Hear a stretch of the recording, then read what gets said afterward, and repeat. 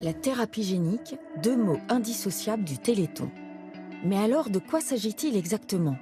Pour mieux comprendre, il faut se tourner vers l'infiniment petit et s'intéresser à l'ADN et aux cellules. Notre organisme est composé de 60 milliards de cellules qui ont toutes une fonctionnalité différente. Et c'est à l'intérieur de ces cellules que se trouve l'information génétique. Et elle est sous forme de cette fameuse molécule d'ADN. Donc si c'est une cellule de foie ou une cellule de muscle, elle a différents gènes qu'elle doit traduire et interpréter pour pouvoir fonctionner correctement. Et l'origine d'un défaut génétique, c'est une erreur dans un gène qui fait que la cellule ne va pas pouvoir produire un élément qui normalement lui est essentiel. En 1992, la publication des cartes du génome humain permet d'identifier les gènes responsables des maladies. Les chercheurs ont alors l'idée d'utiliser les gènes eux-mêmes comme médicaments. C'est la thérapie génique.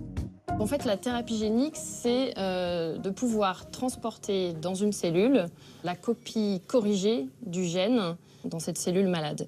Donc pour ça, on utilise ce qu'on appelle nous des vecteurs, donc des transporteurs qui ont été dérivés de la nature, c'est des virus. Et donc ces virus, c'est une sorte de coquille vide, puisqu'on on a enlevé tous les éléments qui pouvaient être nocifs.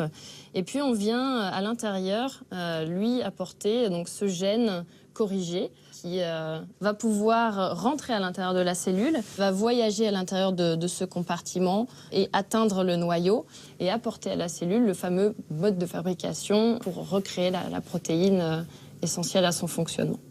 Les premiers espoirs naissent à la fin des années 90 avec le traitement des bébés bulles souffrant d'un déficit immunitaire lié au chromosome X. Mais la survenue par la suite de leucémie chez certains malades traités remet en question la thérapie génique.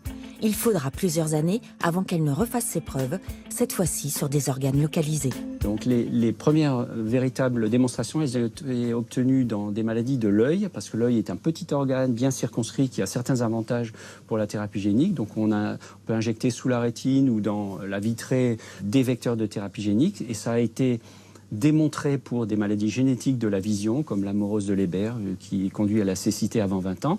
Et puis d'autres organes sont visés également, le cerveau par exemple, le foie, de la peau, les muscles. Il peut y avoir des applications par injection locale.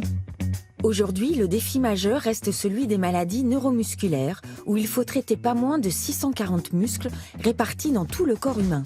Un challenge en passe d'être relevé par 2 essais cliniques en cours. Actuellement, des enfants, des petits-enfants de moins d'1 an sont traités par 2 produits de thérapie génique, l'un pour une myopathie qui est la myopathie myotubulaire, et d'autre part dans la myotrophie spinale infantile, qui est une maladie de la moelle épinière, des neurones moteurs de la moelle épinière, où un autre type de vecteur, un virus particulier, portant le gène thérapeutique, est administré dans le sang, va passer dans la moelle épinière et corriger le défaut génétique. Maladies rares, maladies cardiovasculaires ou encore cancer, les essais cliniques se multiplient.